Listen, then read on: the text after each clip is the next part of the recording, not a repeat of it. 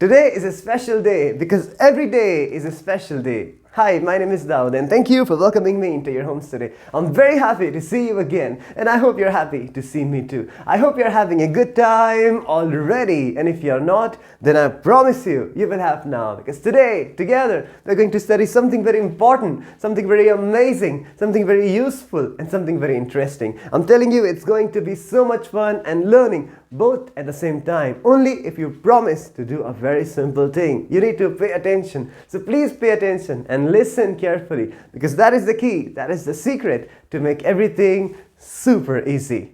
Today, before we start, I want you to say something with me. And trust me, it's gonna feel so good. So are you ready? Alright, here we go. It's a new, beautiful, peaceful and positive day today. So I'm going to forget about all my worries and I'm going to enjoy this day. I hope you're feeling better now. Today I would like to talk to you about this chapter, which is called A Letter to God.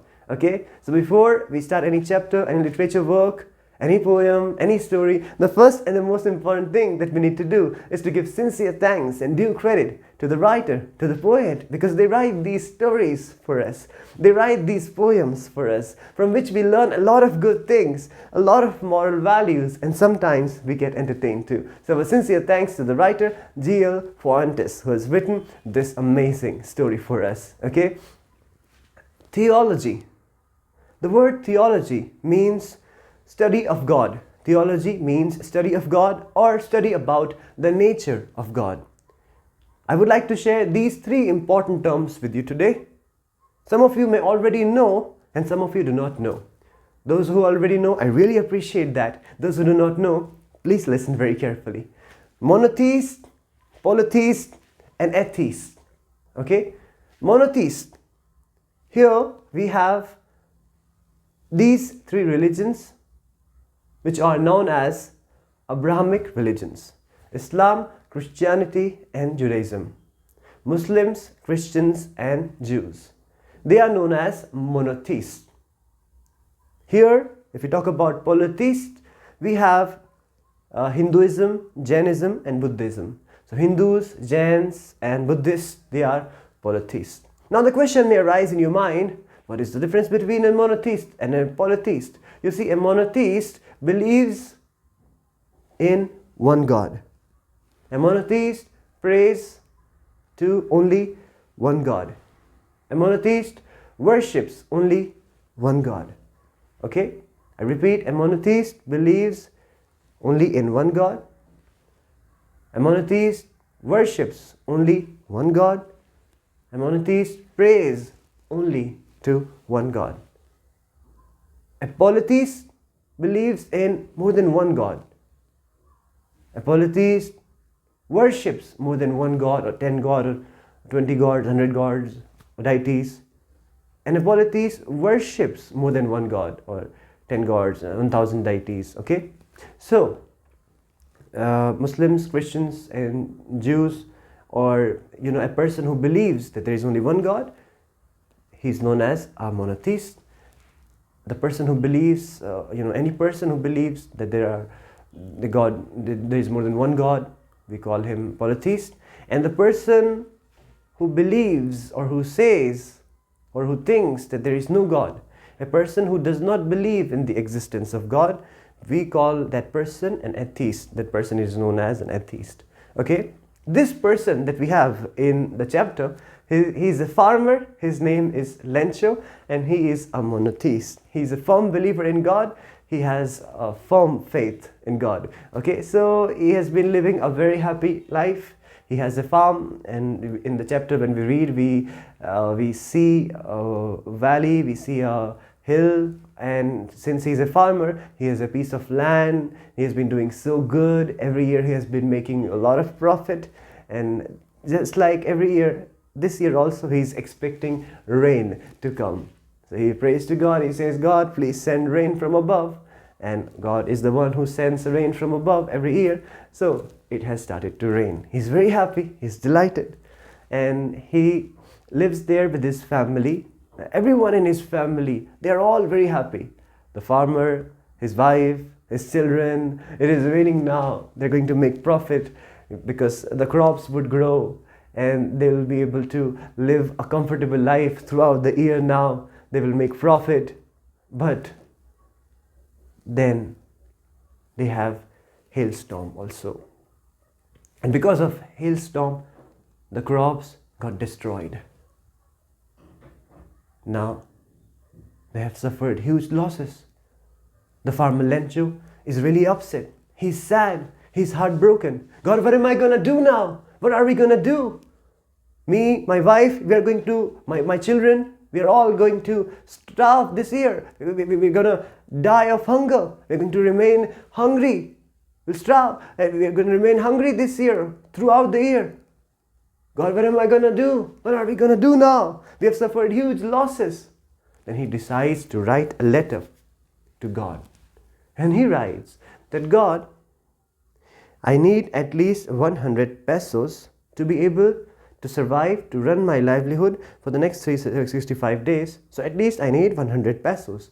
Peso is a kind of currency, and let me tell you, this is not 2023.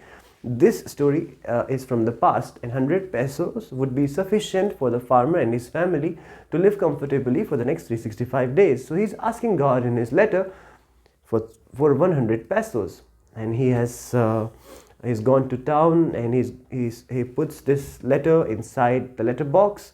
Some of you may have seen letter boxes, some of you may not have seen letter boxes. Letter boxes used to be there in the past, and they still exist.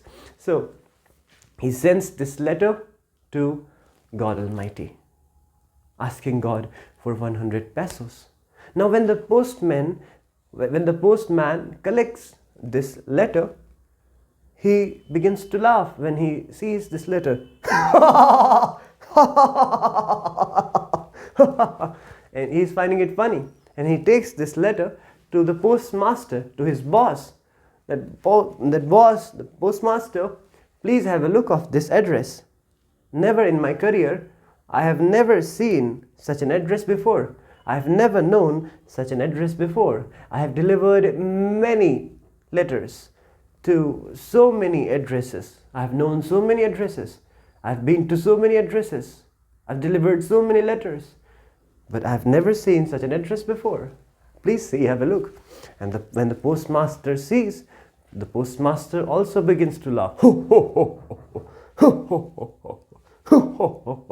Now can I tell you, whenever and wherever you see the word God, we should never laugh, okay?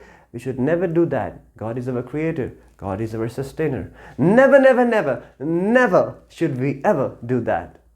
So he is also finding it funny. He is finding it hilarious. That who is this funny man? Who is this person writing their letter to God?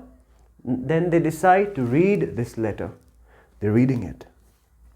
And the postmaster is moved. The postmaster is really touched. The letter has touched his heart. He is moved to see the faith, the firm belief. He is moved to see the faith of the farmer, Lencho. That he has this unbelievable faith in God. So he's decided to help the farmer. We are going to help this farmer. We are going to encourage him to continue to have faith in God. What a faith. What a man of faith. I am really moved. I have never known or met or seen any man with such a faith in God. We are going to do something for him. So he has decided to send money to Lencho, but he doesn't have the sufficient money. He's going to use his salary, his income, his saving, and he's going to ask his colleagues, his staff members, we are going to do it. We are going to do this as an act of charity. We send money to this farmer Lencho. I want you all to contribute in this good act. So they all collected money and they were able to make 70 pesos, okay? And they have decided to send this money to the farmer Lencho. And the postmaster is feeling really joyful, content and satisfied. He's thinking that he has done this wonderful act and he has really done a really good thing. He's thinking that he is able to make a person happy. He's thinking that he is able to help a needy. So he's feeling satisfied and content and joyful. So the postman then, takes the letter to the farmer Lencho. The letter reaches to the farmer Lencho. The farmer has opened the letter and he's not surprised. He's rather shocked. Huh? What? Only 70 pesos? God, I had asked for 100 pesos. I've only received 70 pesos. He has started to doubt. Then he writes a letter again. He's replying. He's writing back to God. And he writes that God, next time when you send money to me, send the money to me directly. Okay? Please do not send through this post office or through this postman or through these people, because these people at the post office, they are all a bunch of crooks. They are all thieves. I know. God, you are perfect. You can never make mistake. I had asked for 100 pesos. You must have sent me 100 pesos, but I have received only 70 pesos. These people have stolen my 30 pesos. I've only received 70. They've stolen 30. So they are thieves. They are crooks. This is what he's writing in the letter. And that's how this story ends. Alright, so this is it for today. Thank you for joining me. I'll see you very soon again. I really enjoyed spending this time with you. Peace be with you. God bless you.